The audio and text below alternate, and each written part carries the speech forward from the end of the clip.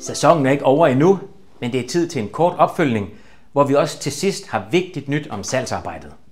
Den del er kun for medlemmer af Toppen af Danmark, så ser du den her hilsen på LinkedIn eller andre åbne steder, så skal du se med via det link, som du har fået på mail.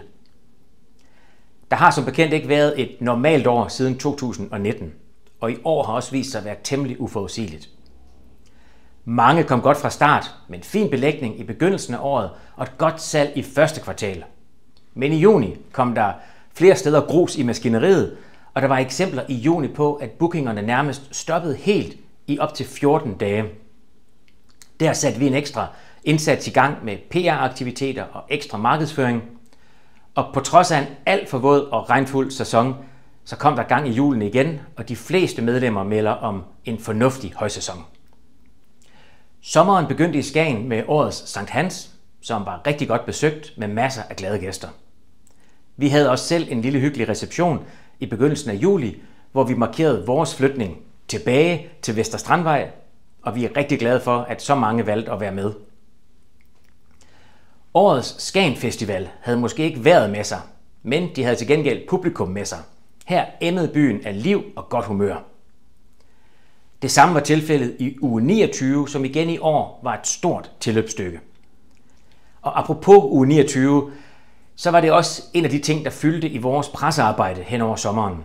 For selvom vi mener, at Skagen er meget mere end uge 29, så mener vi også, at der skal være plads til den ene uge om året, og at det er de lokale aktører, der er de rette til at vurdere, hvordan uge 29 skal afholdes. Der er ikke brug for smagsdommere eller mandagstrænere på langdistancen. Generelt har vi også været godt repræsenteret i debatten og i medierne sommeren igennem, og det betyder meget, at medierne er gode til at huske os, når der er brug for en nordjysk vinkel på aktuelle historier om vores branche. Siden juni har vi været med i mange indslag i Morgenradioen og Radioavisen hos P4 Nordjylland, TV2 Nord, lokale aviser og de vigtige lokale websites med nyheder, endda forsiden af Ekstrabladet, og vi har også været med på P1 Debat, fagmedier og i medier i både ind- og udland. For eksempel også i Norge, hvor der har været bragt en del historier i Kristiansand i de seneste uger. Særligt en overskrift der gav et ekstra stort smil på læberne. Det ser også ud til, at der generelt er positive tendenser, når det gælder norske turister. I hvert fald, når vi sammenligner i år med sidste år og ser på de tal, som vi har adgang til for Vendsyssel. For på landsplan ser det anderledes ud. I begyndelsen af juni kom der tal fra Danmarks Statistik, og på det tidspunkt havde nordmændene booket 4.000 færre uger i danske sommerhuse i forhold til samme tid sidste år. Det er en tilbagegang på 37% på landsplan i forhold til sidste år, som i forvejen var et skidt år for det norske marked. Men selvom det kun er for feriehuse, så ser vi en helt anden tendens i vores del af landet. Vi har for eksempel en fremgang på mere end 40% i antallet af uger booket til nordmænd i juli måned i år. Vi hører samme tendens fra de andre overnatningssteder, selvom der ser ud til at være en forskel på tværs af de norske målgrupper.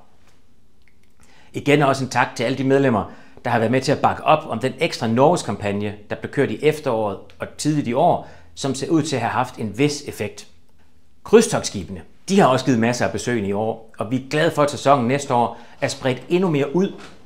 I år kom det første skib i maj, men krydstogtsæsonen begynder allerede i februar næste år, og den var helt frem til slutningen af oktober eller begyndelsen af november. Særligt to tendenser ser ud til at gå igen på tværs af de fleste dele af vores branche. Vinduet imellem booking-tidspunktet og ankomstdatoen bliver mindre. Selvom det for få år siden ville være helt usædvanligt, så sker det oftere, at endda også udenlandske gæster booker et ophold i samme uge, som de vælger at tage på ferie.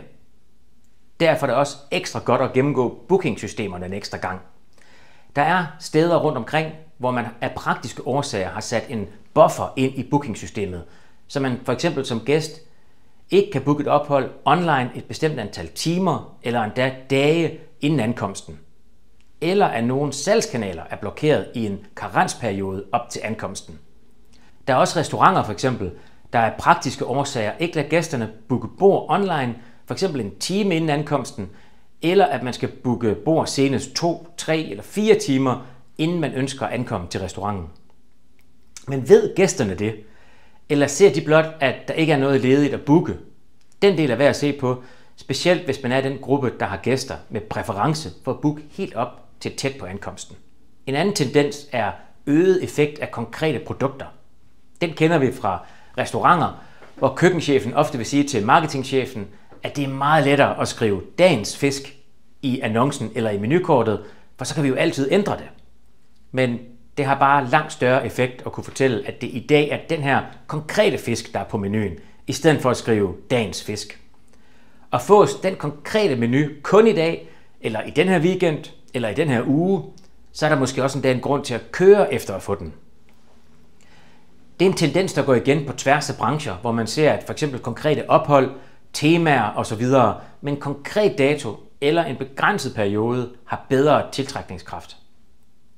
Det er også alt sammen noget af det, vi kan hjælpe med på vores nye portal og i de nye salgskanaler, som vores medlemmer kan være med på.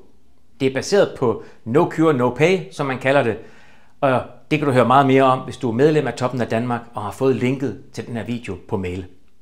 Hvis du ikke er medlem, så kan du blive det ved at kontakte os på info@toppenafdanmark.dk.